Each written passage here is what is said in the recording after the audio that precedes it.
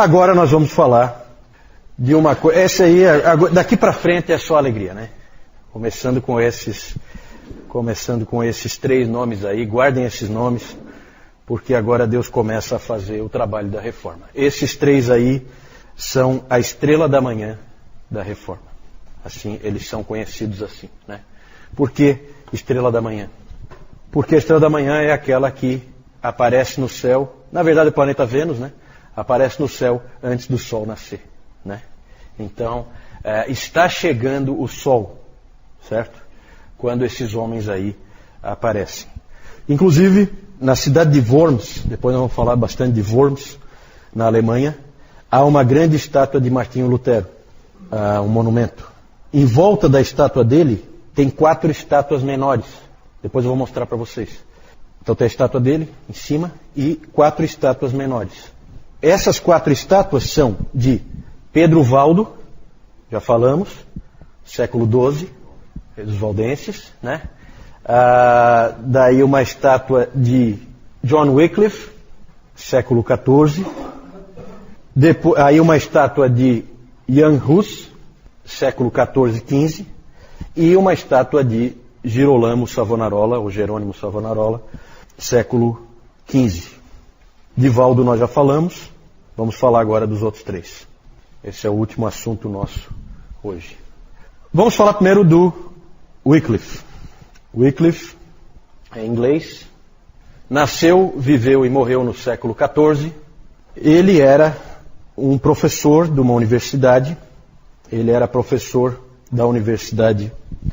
Bom, antes de entrar no Wycliffe, propriamente dito, vamos nos localizar quanto ao século XIV. Vamos ver o contexto em que o Wycliffe aparece. O contexto é o do cativeiro babilônico da igreja, o grande cisma do Ocidente, caos total na igreja, certo? O que mais tem no século XIV de terrível? A peste negra, que matou metade da população da Europa, certo? É o século da peste negra, é um século de desânimo, de desespero, de falta de perspectiva nas pessoas, as pessoas só vivem para enterrar os outros, né? O sistema sacramental que está vigente não conforta ninguém, certo? Não dá paz para ninguém, não dá esperança para ninguém. É um sistema de salvação por obras, as pessoas veem que elas não conseguem cumpri-las, a igreja está num estado moral péssimo, certo? Tudo errado. E nesse contexto se levanta esse professor de Oxford. Oxford nessa época era a principal universidade que havia na Europa e o John Wycliffe era simplesmente o principal professor da principal universidade. Esse cara não é fraco, tá? Ele era conhecido como a joia de Oxford, John Wycliffe. O importante para nós é que esse homem estava saindo com ideias novas e gerando turbulência dentro da igreja, gerando controvérsias. Ele dizia que toda autoridade, é o primeiro ponto aí, ele dizia que toda autoridade procede de Deus e que a autoridade do rei é meramente delegada por Deus e que se o rei não cumpre direito as funções para as quais ele foi chamado, ele não tem autoridade, ele não tem o direito de estar ali. O mesmo vale para o Papa. O Papa não é o cabeça da igreja. O cabeça da igreja é Cristo. Para nós isso é muito normal, muito fácil de dizer. Diga lá naquela época para você ver o que acontece. Que o Papa não é o cabeça da igreja. Só que nesse momento, vários homens se levantaram dizendo que o Papa não é o cabeça da igreja, porque a igreja não tem um monte de cabeças. Certo? O monstro que o grande cisma estava produzindo, nada tem a ver com a igreja de Jesus Cristo. O Papa nunca foi o cabeça da igreja. Isso o Wycliffe estava dizendo ali, e não é pouca coisa dizer isso nessa época. Ele dizia que o Papa foi chamado para ser o líder espiritual da igreja. Mas isso só se ele for um líder espiritual. Senão, ele não tem autoridade nenhuma. Se ele não for um embaixador de Cristo, ele é um anticristo. Essa expressão anticristo, usada para o Papa, muito usada depois por Lutero e Calvino, na verdade, o primeiro que usou foi o John Wycliffe, né? Esse sujeito, esse Papa aí, tipo um Rodrigo Borgia, é um anticristo. Esse cara não tem nada a ver com Cristo. E o Wycliffe usou essa expressão, então. Ele também percebeu ao longo do tempo, conforme ele ia estudando mais e se concentrando mais e tendo essas ideias novas, para nós não são novas, mas não são por causa de homens como ele, se não seriam, ele começou a ver que a autoridade não estava nem na igreja, nem na tradição. A autoridade estava nas escrituras. E ele percebeu que só as escrituras são a autoridade para a vida de cada cristão. E que, se é assim, cada cristão tem que ter acesso à palavra, porque ele precisa dela. Porque ali está a autoridade para ele viver a vida dele.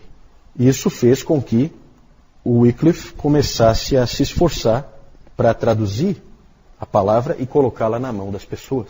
Ele tinha percebido que a Vulgata Latina, quem é que escreveu a Vulgata Latina? Jerônimo. A Vulgata Latina tinha aprisionado a palavra de Deus. A palavra de Deus estava presa dentro da Vulgata. E aí ele chamou a atenção para aquilo que nós chamamos também a atenção quando nós falamos do Jerônimo, que a intenção do Jerônimo nunca foi fazer isso, a intenção do Jerônimo foi colocar a palavra na mão do povo. Por isso que ele fez a tradução para o latim. Só que agora o latim não servia mais, tinha que fazer uma nova tradução. E o Wycliffe fez. Ele traduziu a Bíblia, ele traduziu a Vulgata Latina. Ele traduziu a Vulgata. As traduções do original vêm mais tarde, com os humanistas. Tá? Os humanistas vão ser importantíssimos para a igreja, porque eles vão trazer a ideia de que nós temos que voltar para as fontes. Aqui ainda não. Aqui o Wycliffe vai traduzir a Vulgata Latina para a língua do povo, para o inglês. Um outro ponto polêmico. Ele disse não ao sistema sacramental. Ele disse que é um sistema falso de salvação. Negou completamente o sistema sacramental do romanismo e também negou a doutrina da transubstanciação. Né? Que o pão vira o corpo de Cristo e que o vinho vira o sangue de Cristo. Certo? Negou, disse que isso aí é falso, que é uma doutrina falsa. E é claro que vocês já começaram a perceber que esse homem vai arrumar confusão para o lado dele. Né? Não tenha dúvida. Na verdade, a doutrina dele nessa parte dos sacramentos era muito semelhante à de Calvino. Outro aspecto, valorização da pregação.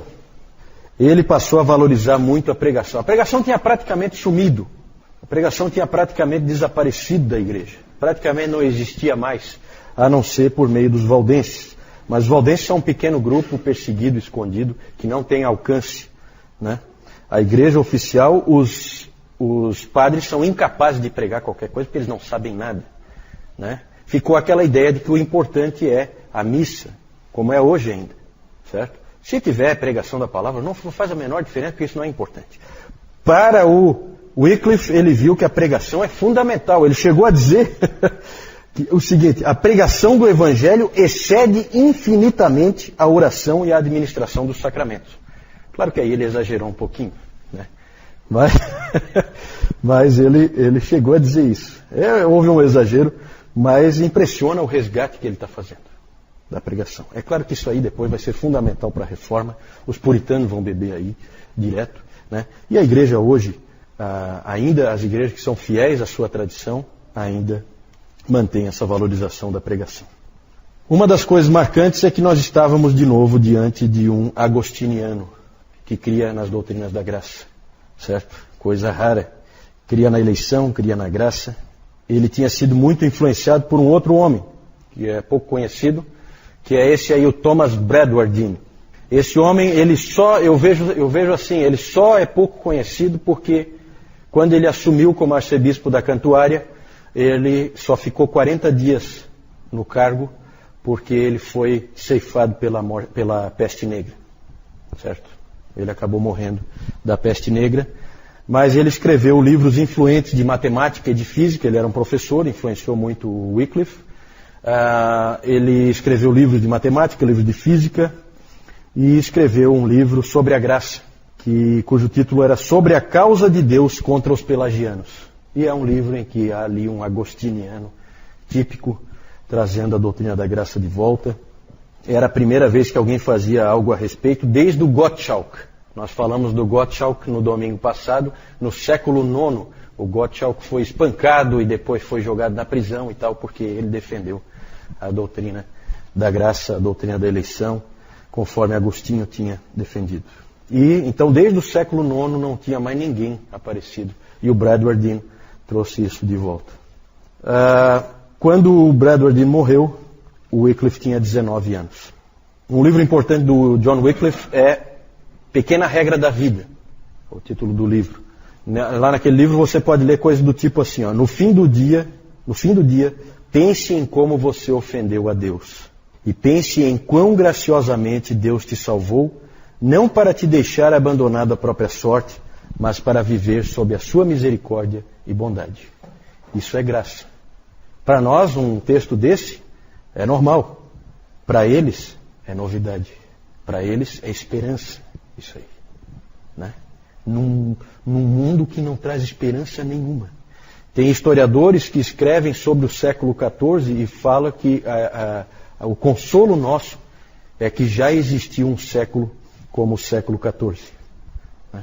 Porque é quase que o inferno na Terra você viver nessa época.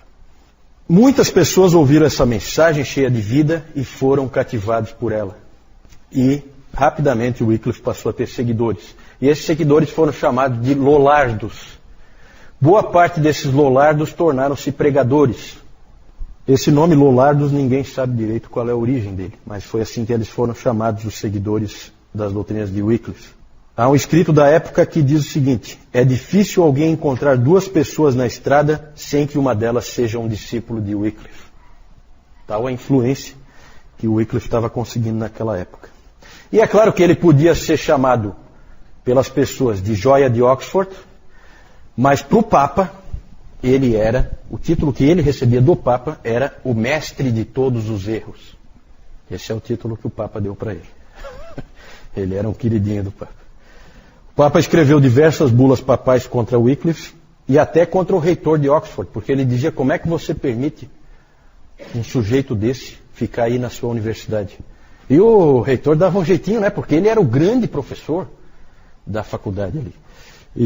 Mas no fim não teve jeito, ele acabou muito pressionado e o próprio Wycliffe sentiu a pressão e se refugiou na sua paróquia no interior lá da Inglaterra. Lá ele escreveu, fez a tradução dele. Então é aquela coisa, você manda o cara embora, não adianta, um sujeito desse você não tem como segurar. Ele é um homem a serviço de Deus. Ele vai fazer alguma coisa em prol da igreja do Senhor verdadeira, do remanescente. Ele vai fazer alguma coisa em prol do remanescente. A igreja convocou um concílio em 1382 para condenar os ensinos de Wycliffe. Esse concílio é conhecido, 1382, tá? Esse concílio é conhecido como o concílio do terremoto.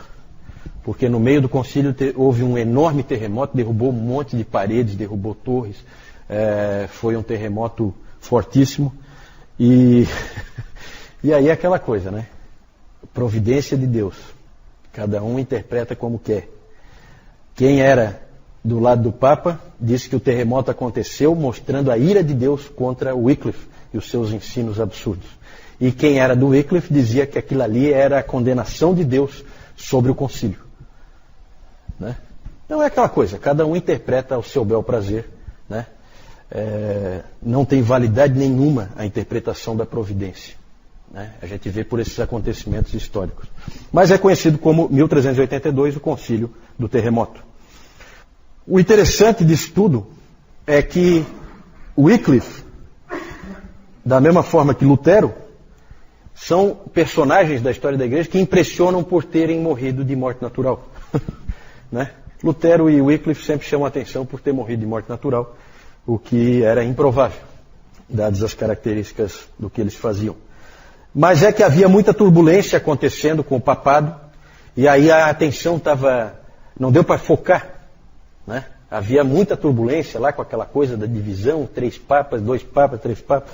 E aí então ele acabou morrendo de morte natural em 1384. Mas a igreja fez de tudo para acabar com a influência dele. Olha só, em 1428, isso dá o quê? 40 e poucos anos depois, os ossos dele, por ordem da igreja, os ossos dele foram desenterrados, foram queimados, os ossos, e as cinzas foram jogadas num ribeirão. Né? Alguém até disse que quando jogaram as cinzas dele no ribeirão, o ribeirão correu para um rio, o rio correu para um rio maior, e o rio maior desagou no oceano, e ninguém mais segurava o ensino de John Wycliffe. Né? Então, claro, uma maneira poética de colocar, né? Mas o que adianta, né, você fazer uma coisa ridícula como essa aí, A intenção era dar uma demonstração de força e mostrar que não é um herege, não tivemos a oportunidade de queimar em vida, vamos queimar depois de morto. Né? Muito ridículo, realmente, ridículo. O Concílio de Constança, em 1415, condenou os ensinos de Wycliffe e aproveitou a oportunidade para pegar um discípulo, um seguidor, vamos dizer assim, não um discípulo, mas um seguidor de John Wycliffe, e aproveitou para queimar ele como uma demonstração de força em pleno concílio. Né? O nome dele, Jan Hus. Eu até fui ver certinho a pronúncia, nós estávamos discutindo depois do último CTB, a pronúncia correta, e lá no Wikipédia você pode colocar lá um áudio em que tem a pronúncia exata do nome dele, que a gente tem um pouco de dificuldade de saber, porque ele é um boêmio, não no sentido negativo da palavra, mas ele é um morador da Boêmia, né? Um cara que nasceu na Boêmia, certo? E aí, então, é outra língua que a gente não conhece, não sabe como pronuncia, mas a pronúncia é Jan Hus. Na verdade, Jan é um apelido para Johannes, é João, né? Por isso que às vezes em inglês é colocado como John Hus e em português às vezes João Hus. Esse sujeito, ele era natural da Boêmia, a atual República Tcheca. Ele só tinha 12 anos quando Wycliffe morreu. Mais estudantes que foram estudar em Oxford. Oxford, como eu disse, era a principal universidade da Europa, e muitos caras feras iam para lá, estudar lá. E eles trouxeram as ideias, as doutrinas e livros. Os livros sempre são perigosos, né? E trouxeram livros para a Boêmia. E o Hus começou a ler esses livros e foi grandemente influenciado pelo ensino de John Wycliffe. Hus estudou na Universidade de Praga, depois se tornou professor da Universidade de Praga, e depois ele se tornou reitor da Universidade de Praga. E também ele era pastor de uma igreja em Praga, a chamada Capela de Belém. Essa igreja tinha sido construída por dois indivíduos ricos que queriam que a palavra fosse pregada na língua do povo. Então eles financiaram a construção dessa capela para que pudesse haver pregação na língua do povo. E ali não havia ninguém melhor do que esse grande pregador que foi o Jan Hus. Ali podia se juntar de 1.000 a 2.000 pessoas para ouvir as grandes pregações do Hus. Nas grandes doutrinas, Hus seguia o entendimento do John Wycliffe. Lá em Constança, ele disse que de fato ele cria da mesma maneira que o Wycliffe, mas não porque eram doutrinas de Wycliffe, mas porque eram doutrinas de Jesus Cristo. Foi isso que ele disse, certo? Coincide com Wycliffe, porque ele crê em doutrinas de Cristo e eu também, no ensino de Jesus Cristo. Em Praga ele dizia nas pregações dele que não importava se havia 2 ou 3 papas, Cristo é o cabeça da igreja e ele cuida da sua igreja, certo? Pode ter quantos papas forem, não faz a menor diferença. Pregou a salvação pela graça, pregou a autoridade da Bíblia, só da Bíblia, única autoridade. E esse também era o tempo das indulgências. Vocês aí, quando lerem o texto que nós entregamos, vão ver a ideia das indulgências ali aparecendo, né? Em todas as igrejas de Praga vocês sabem que é uma grande cidade, ainda hoje é uma grande cidade, em todas as igrejas de Praga as indulgências eram comercializadas, menos na igreja de Jan Hus. Lá não entrava, de jeito nenhum. Ele pregava assim, deixe quem quiser proclamar o contrário. Deixem o Papa, ou um bispo, ou um padre dizer, eu perdoo teus pecados, eu te absolvo das tuas penalidades, eu te liberto do sofrimento do inferno. Tudo isso é inútil, não te traz benefício algum. Só Deus, eu repito, só Deus pode perdoar pecados por meio de Cristo. Ele perdoa aqueles que verdadeiramente se arrependem. Grande pregação, gente, vocês já perceberam, grande pregação estava ocorrendo ali, naquela igreja. E, claro, grandes problemas também adviriam dela. Pode ter certeza. Aí, vamos falar então dos problemas. Hus foi excomungado, normal, né? E Praga, a cidade de Praga, foi colocada sob o interdito.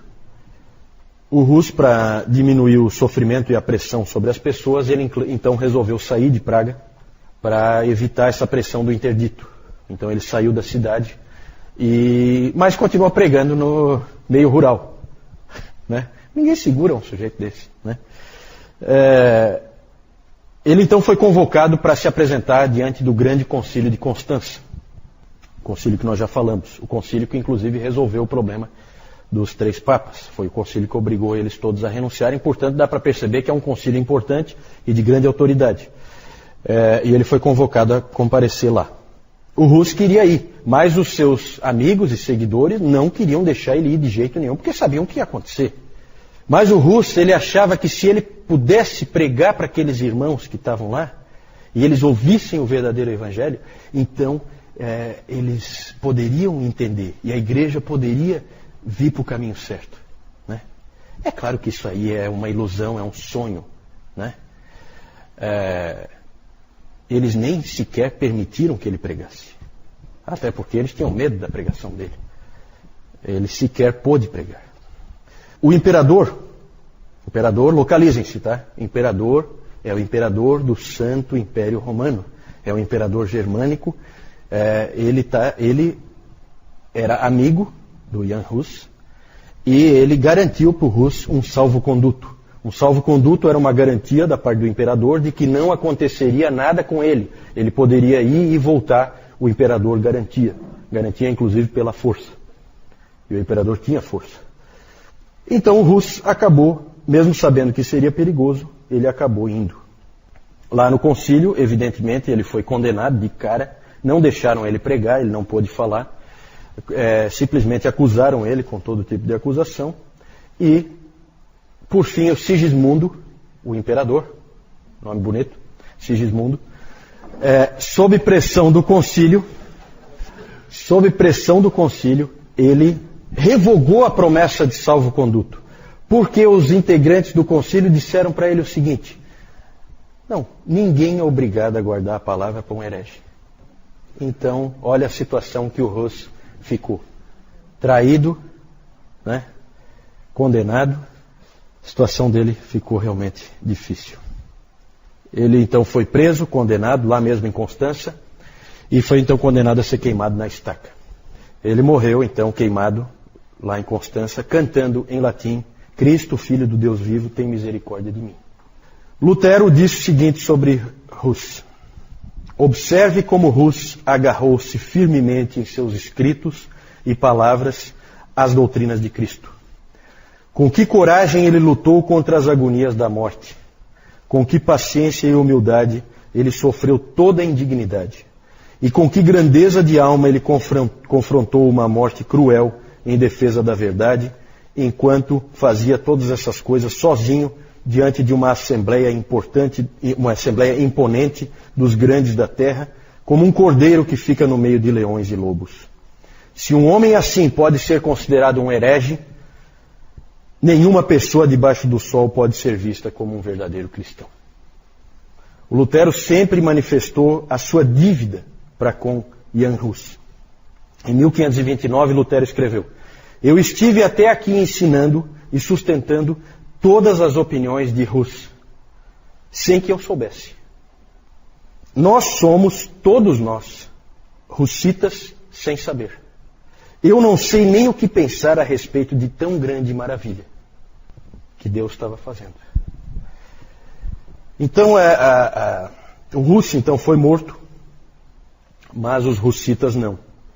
Mais tarde eles constituiriam o que nós conhecemos hoje como os morávios, os irmãos morávios. Né? Grandes cristãos, os irmãos morávios. Por último, vamos falar de um indivíduo, para encerrar, esse eu vou falar um pouco menos, Savonarola. A história dele é uma história que terminou mal e também não foi muito bem no caminho, mas foi um grande pregador italiano, nasceu em Ferrara, foi um indivíduo, vejam que ele é bem posterior, tá? O Hus morre em 1415 e ele nasce em 1452, certo? Em pleno Renascimento, ele viveu. nasceu em Ferrara, teve um avô que era uma pessoa muito influente, um grande médico em Ferrara, era o avô dele. Esse avô teve uma grande influência sobre o neto.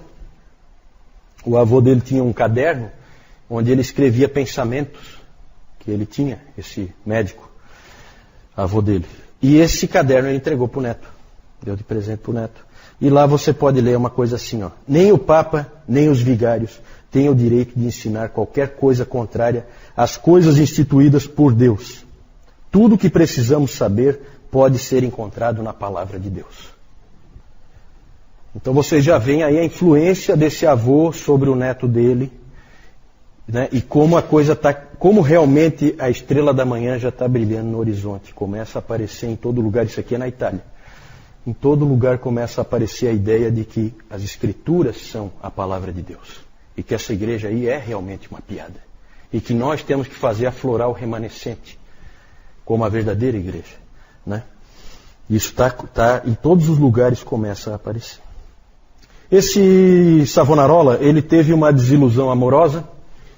E como era muito comum nesse tempo, quando os jovens tinham desilusões amorosas, eles acabavam se tornando monges, né? Então ele acabou se tornando um monge aos 23 anos. Um dos livros famosos do Savonarola é Sobre a Simplicidade Cristã. Hoje de manhã ainda o Nilton estava falando sobre a simplicidade cristã. Sempre quando a igreja se aproxima da palavra, ela enfatiza esse aspecto de simplicidade, tanto doutrinária como de vida. Tornou-se um grande pregador. Ele não era no início, mas ele acabou se tornando.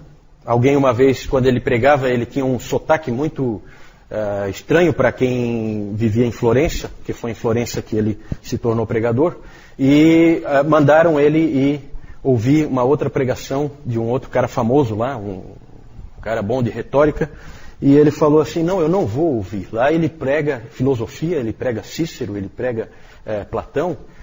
Não, eu vou pregar a palavra de Deus. E depois ele acabou se tornando, sim, um grande pregador. O próprio Michelangelo, que ia escutar ele de vez em quando, o Michelangelo uma vez disse o seguinte: oh, aquela voz, não há como esquecê-la. O interessante, gente, é que o Michelangelo, quando ele terminou a pintura da Capela Sistina, e ele terminou então com o julgamento final lá, aquele quadro famoso lá, aquela parte, né, famosa da Capela Sistina, o único livro que ele tinha, enquanto ele trabalhava lá, era um trabalho dia e noite ali, era os sermões de Savonarola. Alguém já disse que aquela pintura é um sermão de Savonarola em cores. Né? Interessante esses indivíduos se cruzando, né? A cidade de Florença acabou se tornando uma cidade cristã, porque o Savonarola, aí eu não vou entrar em detalhes, tá? Não temos tempo para isso, mas houve uma briga forte dos Médici, Lorenzo Médici e os outros Médici, com o Savonarola pelo controle da cidade. E o Savonarola acabou se tornando o líder da cidade de Florença.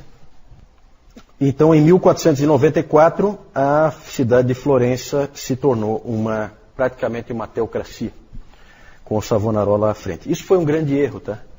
Nem Lutero depois, nem Calvino, eles incorreram nesse erro. Muita gente acha que Calvino era um líder político. Nunca foi. Esse é um grande equívoco e é uma maneira que as pessoas usam de tentar denegrir a imagem dele. Ele nunca foi um líder político. Ele era, sim, muitas vezes consultado por líderes políticos, mas ele nunca assumiu posição política nenhuma. Muito menos Lutero, que nunca se importou com isso. Certo? O Zwinglio era um pouco mais... Depois nós vamos falar desses homens todos, né? No próximo domingo a gente vai falar deles. Um episódio marcante desse período, do Savonarola à frente da cidade de Florença, é o famoso episódio da Fogueira das Vaidades. Quando então em Florença foi feita uma grande fogueira e as pessoas traziam coisas que eram consideradas pecado de alguma forma, ou que eram, não assim pecado propriamente, mas era vaidade, era uma coisa inútil. Então nisso foi queimado um monte de coisa numa grande fogueira no centro da cidade de Florença. Foram queimados baralhos, dados, né, Tito? Né? Foram queimados, né, Caio? Foram queimados essas coisas. Quem gosta de arte odeia o Savonarola, né? Porque foram queimadas obras de Botticelli ali naquela fogueira, né? Detalhe é que foram queimadas pelo Botticelli. Ele levou e jogou a obra lá, né? Então aí, pelo menos aí, né? O Botticelli sabia o que estava fazendo, né? Mas com certeza os amantes da arte não gostam do Savonarola nem um pouco. Várias coisas aconteceram, ele na verdade fez inúmeros inimigos, esse sujeito aí tinha acho que o mundo inteiro como inimigo dele, né? O Papa odiava ele, os aristocratas todos odiavam ele, os Médici odiavam ele, e finalmente por uma série de motivos, de erros estratégicos que ele cometeu também, ele acabou perdendo a confiança do povo e acabou ficando sem apoio nenhum, acabou preso, enforcado e queimado com alguns outros monges dominicanos no dia 23 de maio de 1498. Certo? Maquiavel, que também era um florentino, essa cidade de Florença já deu para perceber que ali está cheio de gente importante na história da humanidade, né? O norte da Itália é extremamente influente na história da humanidade, na história da civilização, sempre foi. O sul não, porque ali o Papa dominava e tal, né? Mas aquele norte da Itália ali, próximo aos Alpes suíços, ali a Alemanha, aquilo ali sempre foi importante. E para o Renascimento, então, nem se fala, né? Ali vai aparecer Leonardo da Vinci, esses pintores todos, Michelangelo, né? E o Maquiavel, que também era um florentino, tinha 29 anos quando Savonarola foi queimado. Vocês sabem que mais tarde ele escreveu a famosa obra O Príncipe, de Maquiavel. E lá ele escreveu num trecho, ele disse assim: profetas desarmados estão fadados a fracassar, né? O que se crê é que ele lembrava do Savonarola, né?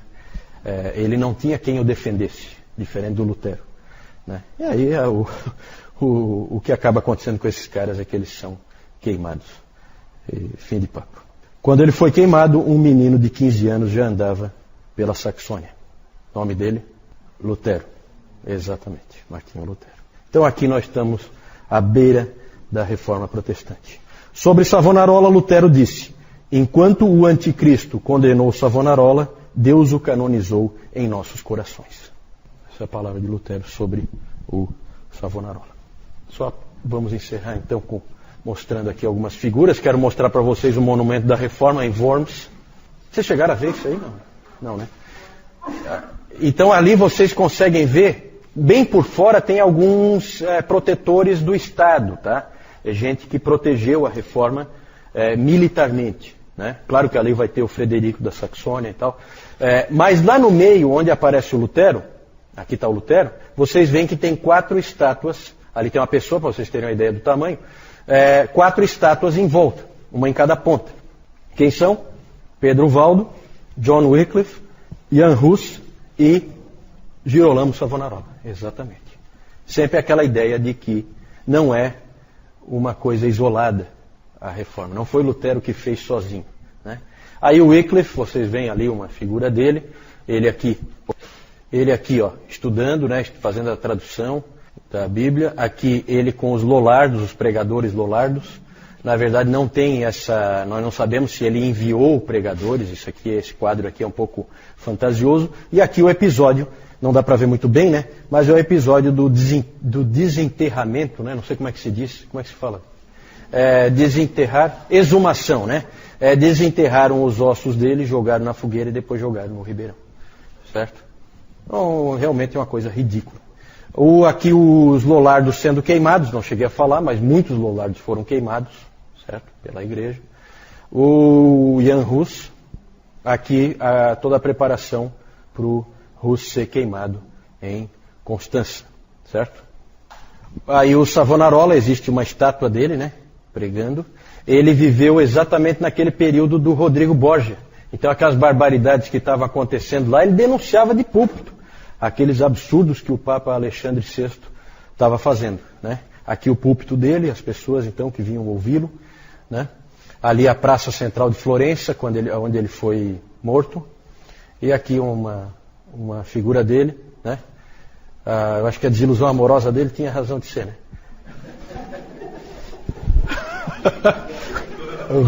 O homem era feio que só vendo, né?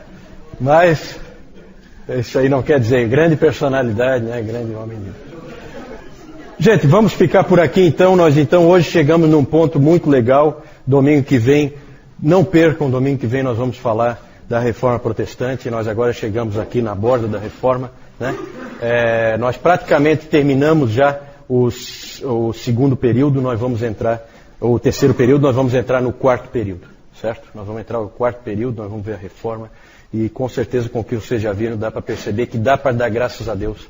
Porque, pelo que esses hereges com os quais nós nos identificamos, e portanto nós somos hereges também, do ponto de vista do catolicismo romano, né? Dá para ver o quanto a gente se identifica com eles e o quanto eles foram importantes para nos entregar o pensamento certo.